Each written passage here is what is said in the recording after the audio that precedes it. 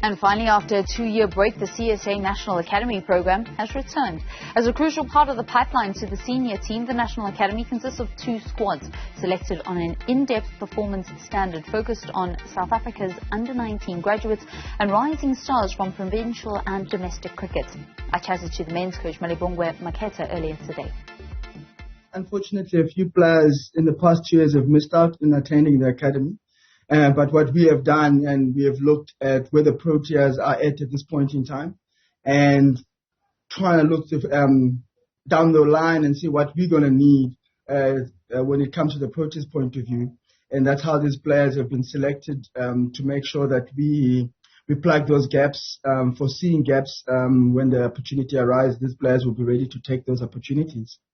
So I understand that there's also some other players from the ICC African program. So it's not just South Africans that you are coaching at the moment.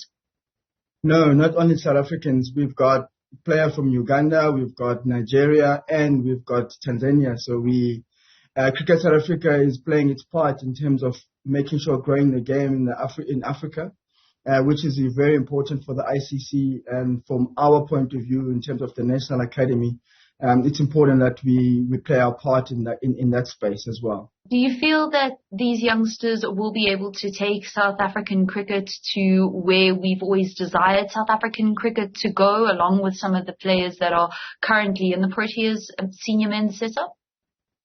Most definitely. Our biggest push is really to build capacity and competition within. And in that way, we know that the results will be better because of the quality of the players that we will have. And like I said, looking at the group that we have now, 2027 is really big for us in the sense that we'll be hosting the World Cup on home soil.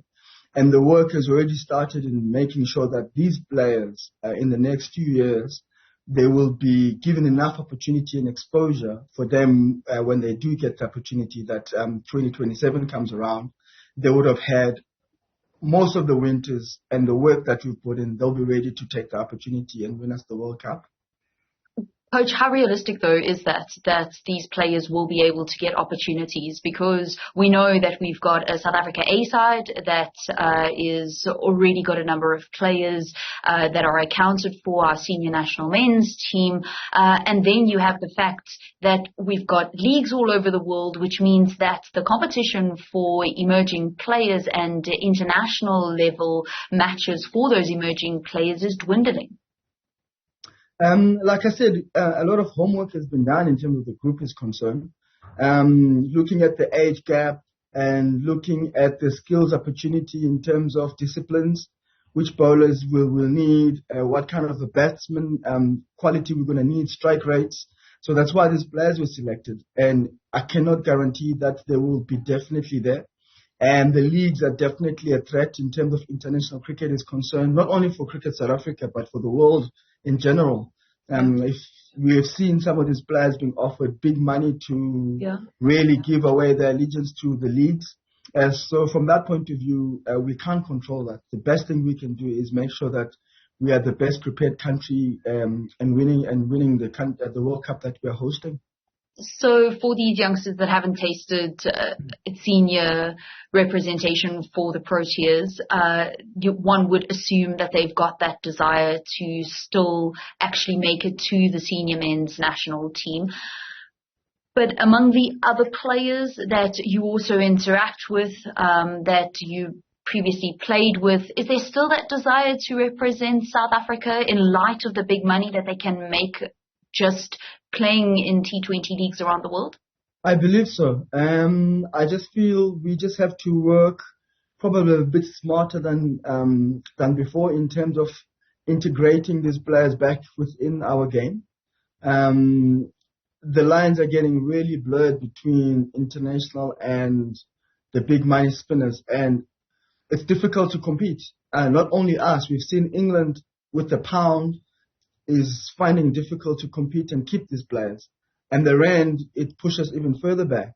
So as much as the players want to earn the money, I know a lot of them that I speak to, they've got the love and desire and the passion to win a World Cup for South Africa. And for most of them, to be the first to do it is still a big carrot, you know.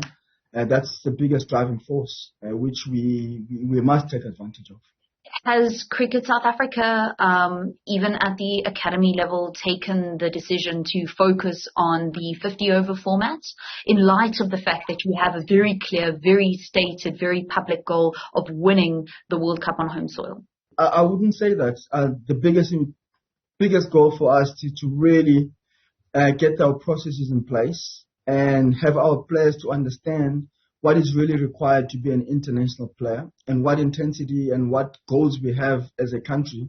2027 is a little bit of a distant goal, but it's a no doubt that each and every player must understand that that's a World Cup that we have to win without playing down the other World Cups in terms of the build-up to where we're going.